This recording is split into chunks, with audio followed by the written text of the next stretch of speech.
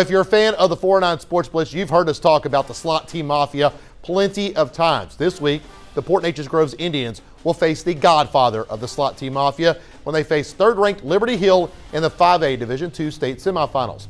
Here in Southeast Texas, the run-heavy offense is common, but in the 5A and 6A levels, it's almost non-existent. So, of course, there's plenty of talk this week about the dreaded slot T and, of course, some injuries over at Liberty Hill.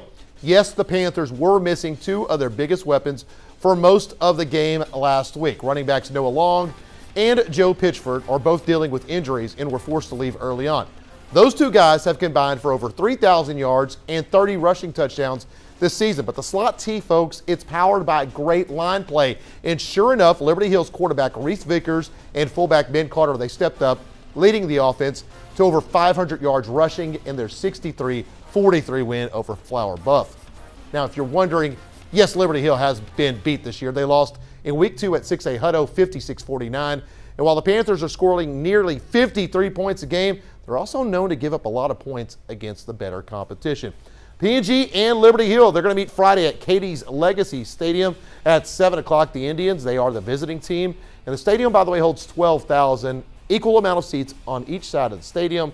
I'm going to be making that trip over to Katie Friday for all your updates and the highlights.